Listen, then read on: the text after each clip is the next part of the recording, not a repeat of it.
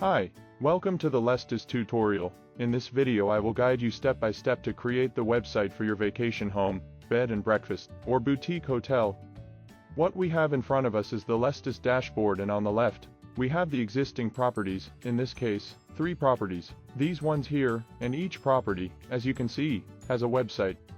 While on the right, if present, we are going to see the bookings, so who we are hosting and who is scheduled to arrive in the next 7 days. As soon as you register, the first thing to do is to enter our property. To enter our property, we are going to click the Add a Property. Our form will open, which we need to fill out with our data. After entering the name of our property, what we have to choose is whether we are creating a site for an entire apartment, or if we have rentable units, which could be rooms or other apartments. My advice is to group everything located at the same address under the same website, because it is good to associate a website with a Google business profile. The only thing in this form that cannot be changed later is the website URL, the address where our website will be found, which we find down here. How is it composed?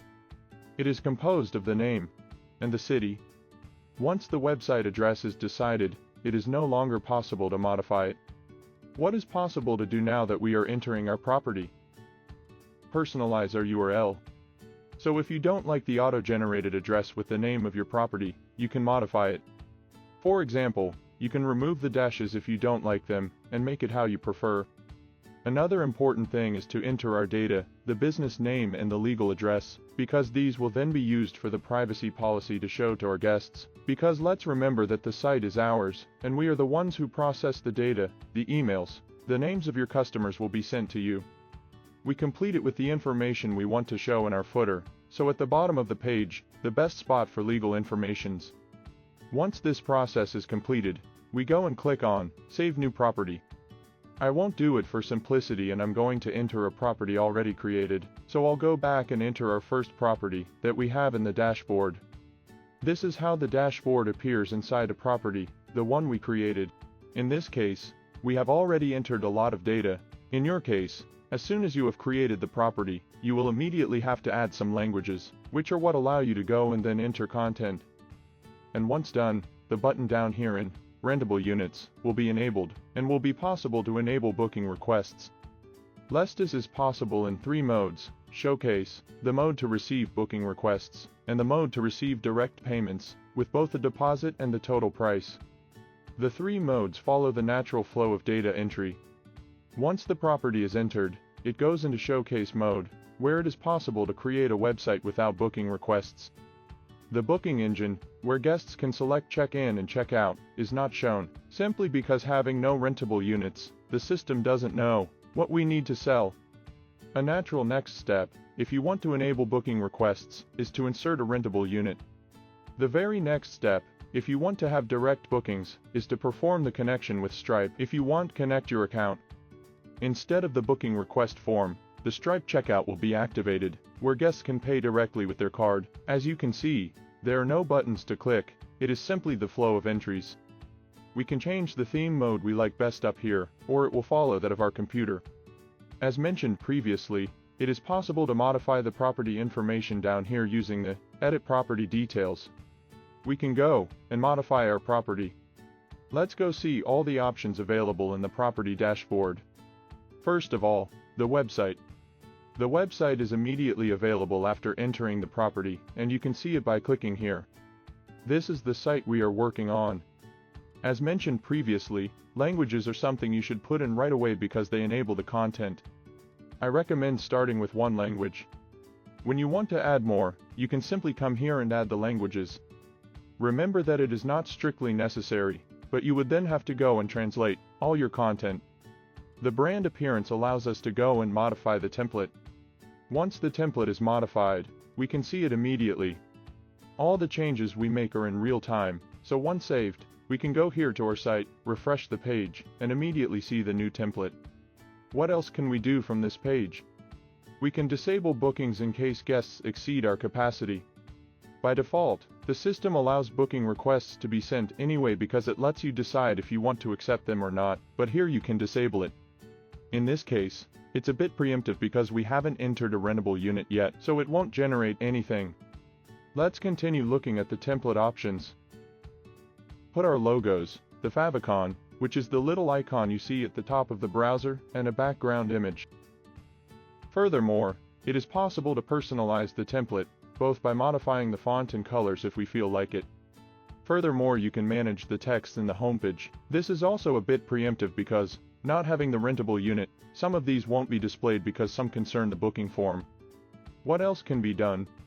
You can go to Advanced Layout to add code if you are a developer, so you can add code that will be injected into our website. To continue the overview, there are external links and socials that I recommend you insert. These are the links to other rotas in your social media. This is because the user, seeing sites familiar to them, will trust your website more. From an SEO point of view, it is very important to group these elements. The image gallery will allow us to insert images that will then be displayed within our gallery. Let's go back, and the last section is the one for pages. This is the most important one because it allows you to create content. Here we can create and modify content. In this case, this is the part of the home page, which on our site is what we see down here. How are they modified? Exactly like writing in your favorite text editor. You can use bold and all the other features. I always recommend setting an H1 title, which is done like this. The H1 title is important for search engines. Another thing that is possible to do is to directly insert code. It will be injected inside the article. Here you can also get help from artificial intelligence. If we want something special, we can ask it to generate the HTML for us and paste it here. Another thing that is possible to do is, for example, to insert our position on Google Maps, it is possible to go to Google Maps, export, and paste the Google Maps code here, which will be displayed within our article in the section we are modifying. Previously we saw how to modify the content of a page. Obviously, it is possible to create new ones. It is possible to have up to 8 pages. Just click, Create New Page, and go and enter the contents. At the top, if you want, you can choose a slug, which would be the address where the pages are seen, so your site / this slug, or you can simply let the system handle it, which will automatically generate one by reading your title. Okay, now that we've seen all the features of the property dashboard, the only one we haven't seen is integrations, which only concerns if we want to connect an external booking engine to our website, and therefore not use the Lestis one, and the block and booking calendar, which, if you have rentable units, will show the bookings and the blocks in this property calendar. One last thing is that it is possible to associate a domain. Just follow these steps and connect it. In this way, when your domain is typed, it will connect with your Lestis site, and so you will be able to access it this way.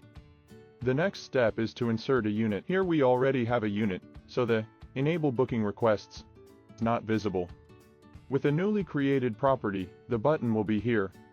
Based on your choice, entire apartment or rentable units, there will be some differences here. First of all, if you choose rentable units, it is possible to insert multiple units based on how many you have purchased with your subscription. The trial subscription allows you to insert up to 2. In the case of an entire apartment, it won't be possible to add additional units, because the only unit is precisely the entire apartment. Another difference is that in the entire apartment, there isn't a gallery section down here because all images belong to a single entire apartment, and are managed at the property level, meaning the previous dashboard. Whereas if they are rentable units, we can see it in another example, this one here. Each rentable unit will have its own section for images, where it is possible to upload images relative to the rentable unit. So this is the only difference.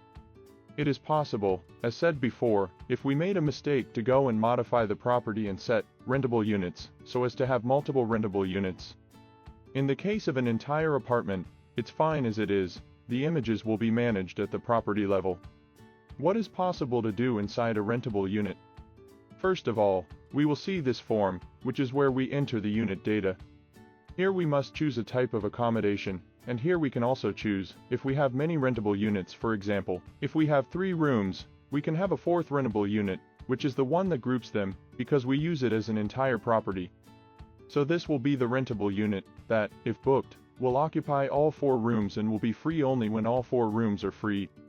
Continuing, it is possible to go and enter the name of the rentable unit, which in the case of the entire apartment, will probably be the same as the name of the property. You are free to choose.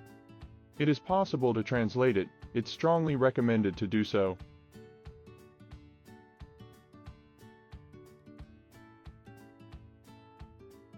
Down here, moving to the economic part, it is possible to define a daily base price, to which costs and discounts will then be added or subtracted. It is possible to select a maximum age for children so as to make it known to those who want to book. And here we can also go and choose booking rules. That is, if we want stays of at least or minimum 2 nights, the maximum nights, if it's not possible to host people in our apartment or in our rooms for more than a certain period. We have the possibility to define buffer nights between one booking and another and to define the days in advance for check-in. It's not possible to book for at least 3 days from today because here we set 3 days.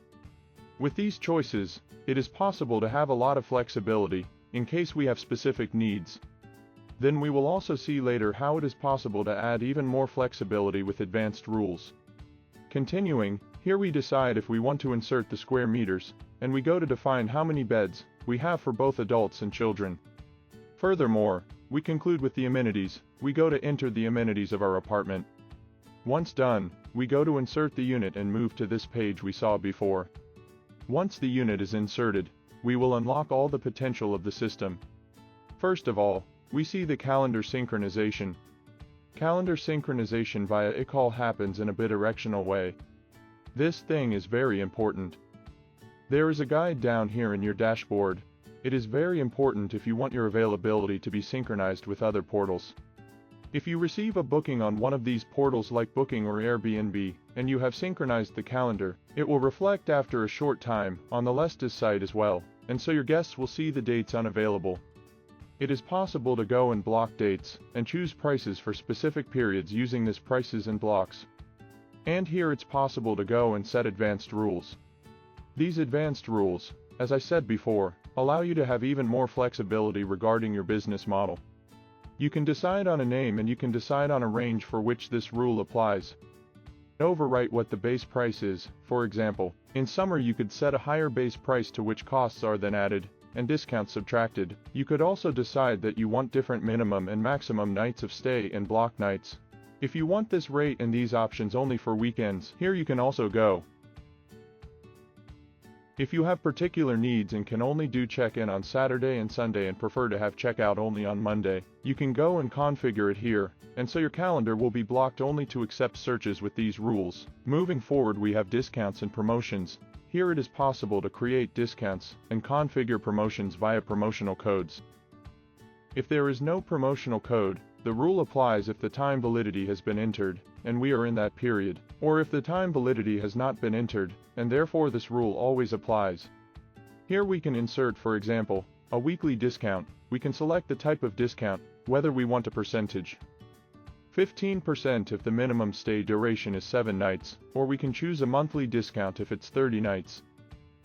And apply a fixed discount, for example, a monthly one of €200, if we chose euros. If the minimum stay duration is 30 nights, as I said before, we can also give a time validity, and therefore apply this discount only if the booking has the check-in within these dates. Let's go to the next button, which is for costs. Here obviously it is possible to insert costs, for example, the cleaning cost or the tourist tax. We can give a name, we can select the type, for example, per day cost applied to adults and children, €5, and this is the tourist tax, or we can have a one-time fixed fee that is not applied to adults and children, and that could be the cleaning costs. The next button we are going to see is for extra guests. This allows us to define a base occupancy. The base price applies to the adults and children who were decided by these rules. For all others, it is possible to insert new rules. For example, the third and fourth will pay a fixed €10 per night or a percentage, or a one-time fee per stay. For example, if we have to rent sheets and bed linen, and want to give a one-time cost, rather than a cost based on the fact that more people book, it is possible to do the same thing with children as well. The last feature is that of additional services. In additional services, we can offer our guests a service such as an airport transfer or breakfast. Choose a name for the service, an optional description, select a price, and then we choose the type of setup for this service. You have all the combinations. Here we can choose whether to activate or deactivate it based on our needs. As said before, all the operations we perform in our dashboard are real-time, so if we add or edit something on our dashboard, we can see it immediately. Let's do a quick demo. Let's go and insert an advanced rule. Let's go into our unit. Block dates, advanced rules. And now I'm going to create a rule that allows me to do check-in only on Monday. Let's put the time validity until September to do this test. I'm going to select only Monday for check-in. If I go to update the website, we'll see immediately that for check-in, we would have selected only Mondays, and if I go to select another day, it's true that it's possible to do it. But the system will say it's not available because check-in is allowed only on Monday. And this will apply to all the other rules, as we see here. It is possible to mold the booking rules according to our needs. The last thing I want to talk to you is the Lestis Score. The Lestis Score allows you to have advice and suggestions on how to improve your website, both at user experience level for your guests and at the optimization level for search engines. For example, this website should be improved because we have many suggestions that we haven't implemented yet. If the number you see is low because you only want a website in your language, don't worry, the website will still be excellent for attracting and serving your future visitors. What remains to be done is to go and see how booking requests work. Let's go to our website and go make a booking request. Just select the check-in and check-out. Now we must follow our entered rules. So let's try with a week. Here it is, the apartment is free. Your guest can enter a code if they have one that you gave them, otherwise, obviously, it won't work. It is possible to book. Here it says that we only accept booking requests because we haven't connected our Stripe account. The visitor and our future guest can fill in these details and send a booking request. Once done, you will receive an email with their data to which you can reply directly to them, and you will receive a notification in your application if you have installed it. You can manage booking requests and bookings using your dashboard.